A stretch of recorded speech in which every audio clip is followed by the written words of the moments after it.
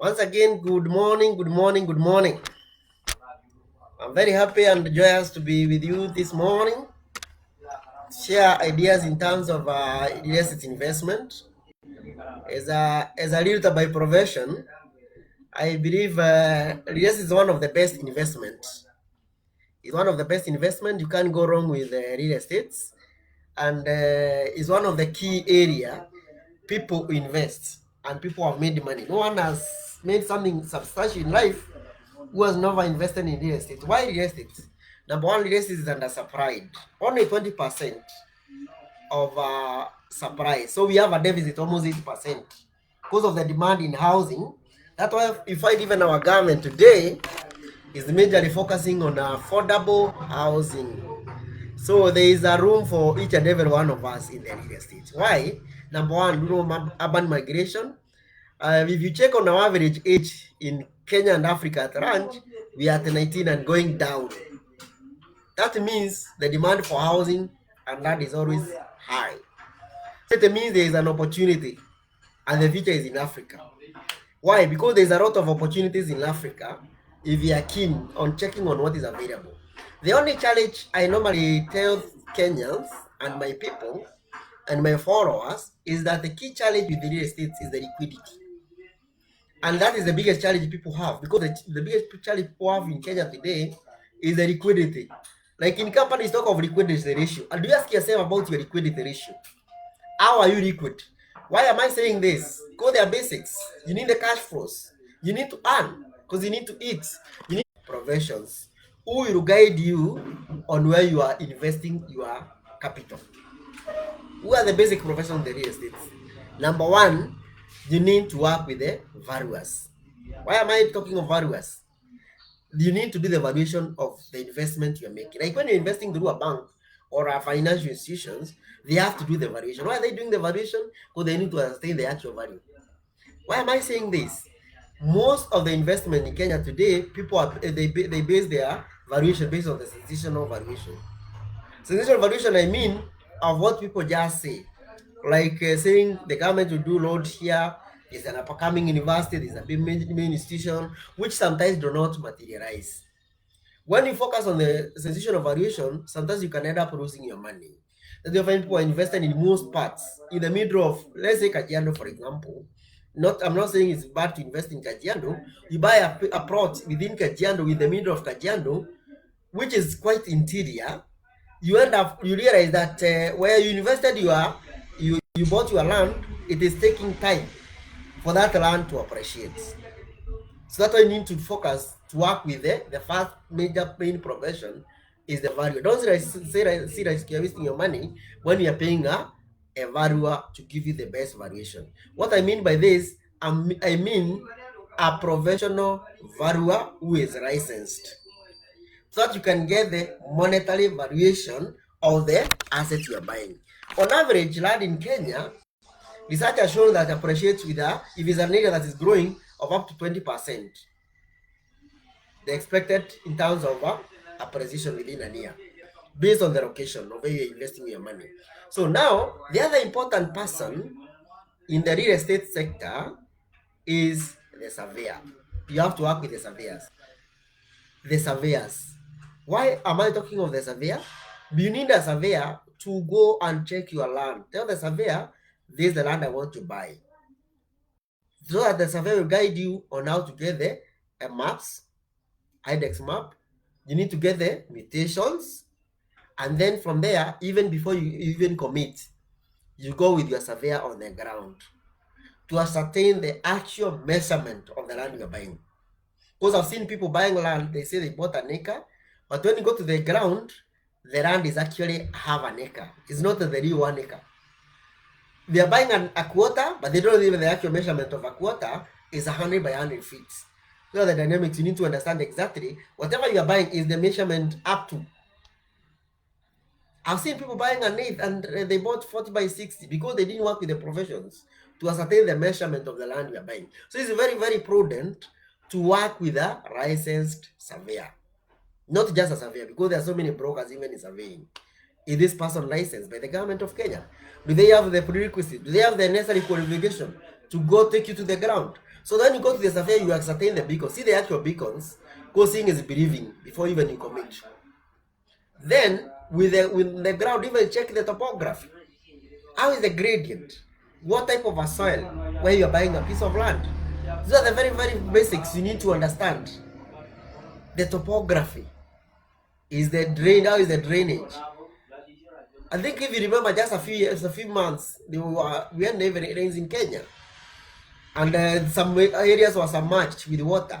Would you be happy when you buy your piece of land and you find you cannot access your home in the evening after work? Those are the things, the reason you need to work with these affairs. Then the other important person in the real estate is the advocate, the counsel. You need to work with our lawyers, because you need to work with the counsel who is conversant with the conveyancing of the land you are buying. Because there is a person who, in the essence, will draft for you the agreement, and you guide you on the legal way. You guide you on the basics of the law.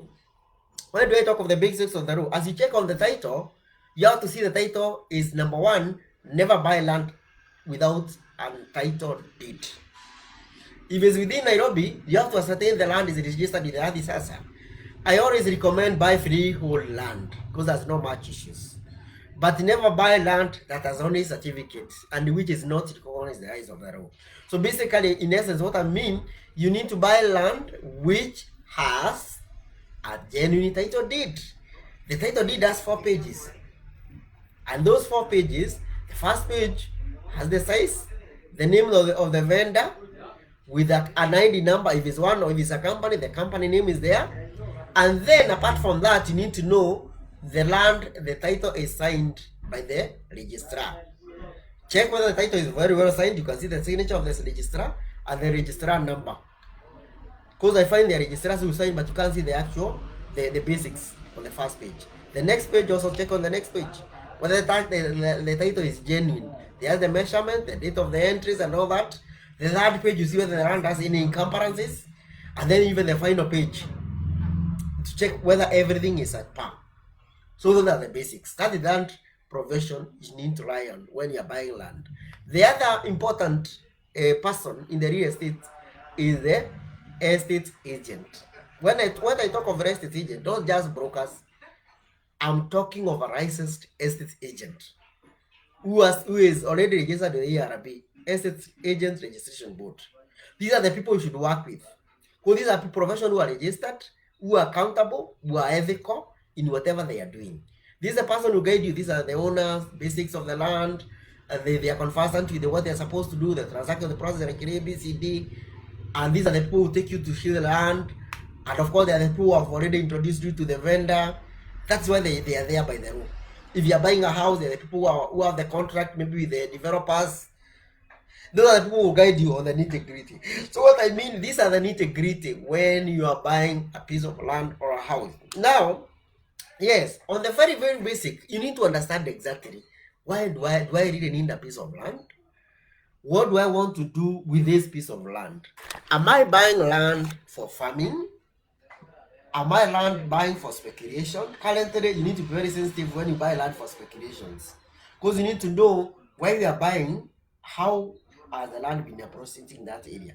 If you are buying land for farming, you need to buy a big chunk, a ranch. So look at the area where the land is affordable. Of course, you need to do the valuation as well.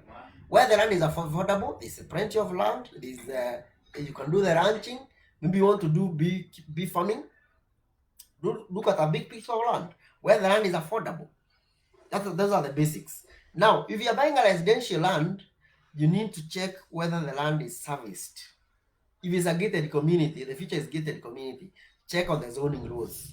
Because in valuation, we have areas we commonly refer to as the residential zones, and also you have the areas we refer to as the rental zones. If it's a rental zone, that is not the best area for you to buy for a home. That is an area ideal for maybe doing apartments. If it's a residential zone, check on the variations. Check on the variations on the land. What I mean by variations, check whether the land is fenced, in terms of security, in terms of the road, accessible roads, in terms of the drainage. Does the area has a sewer? Does the area you can use the septic or the septic, or which is the best option? And also, is there water where you are buying? Because water is basics. Is there electricity? Because you don't want to buy land where you maybe want to settle your family and you realize there is no electricity. Those are the basics. Then, if you are buying a commercial land, you need to check on whether the population wise. Look at the populations and look at the rules with the counties and the national government, the basic rules in terms of development. How many floors can you go? What kind of a structure can you construct? What are the necessary approvals? And don't use any shortcuts. Pay the necessary approvals, get the necessary documentation, so that before you even do anything on the land, get those basics. Then, after you have ascertained all that, and you have seen the land you want to buy, do an impromptu visit, even without notifying the vendor, and talk to the neighbors if it's not far from where you live. Talk to the neighbors. Call the neighbors will give you the nitty-gritty of the land. If there is any disputes within the neighborhood, you'll be able to know this land I'm buying is disputed. If it's disputed, don't commit. Is there any issue with the family issues? Is there a successional issue? Is there community issues? So you need to know the neighborhood. How welcoming are the neighbors where you want to invest? Don't ignore those basics. They are very, very important. How welcoming? How is the security? How do the neighbors relate? Are there residential associations which are very important, like in Syokimau and areas like Katani, where you're studying? If there's a residential association, they are very important because they help to lobby for development. They are able to put people together. They help to ensure that the area has security. So those are the basics you need to understand when investing in the real estates. Even before you buy the maps and you do the paperwork and you get the necessary documentation, you do an agreement, you have not, these are the basics. The basic of buying land. So don't ignore anything, and also don't be in rush. If you hear any insight, if you hear any broker or any vendor telling you, please pay today, don't be in a rush. Haste is waste. Take your time. Take your time. The way the law says that you should pay at least 10%, there's a reason. Even if you have cash, man, don't just come and pay cash. Why the pressure? Take your time. Then from there, the next stage is the due diligence, which I'll share in the next video. What are the basic due diligence you need to do on that land? Getting the maps, yes. Buying the green card, buying the search, buying the map, the mutation, those are the basics you need for the land. And check whether the land is in the Dongo report. Is there any crime? Is it a public land? That's the reason you buy those maps. Is it a public utility? I think you have seen people buying land where there's a public utility. You ascertain all those things. Is it registered on Sasa? If it's in Nairobi, so that you know even where to do the search for that piece of land you want to buy. So basically, these are the basics when you are buying land. Then the next video we'll be talking about the necessary due diligence of where you want to invest. What are the basics?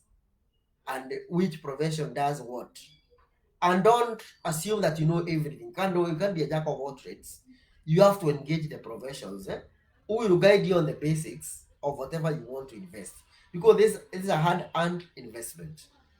These are hand-earned investments. So in the next video, we'll be talking about the processes, what you need to do, and even the mortgages, and even the finances, where you can get affordable financing of your piece of land, because you need to know the best partners when you are investing or when you are buying your piece of land. We are there to guide you. We are there to show you the way, because we have researched, we have experience in what we do, and we are there to guide you so that you get the value for your money. So always rely with a reliable partner, work with a profession who will guide you, and I'm pretty sure if you work and rely on a profession, you never lose your money. Thank you so much.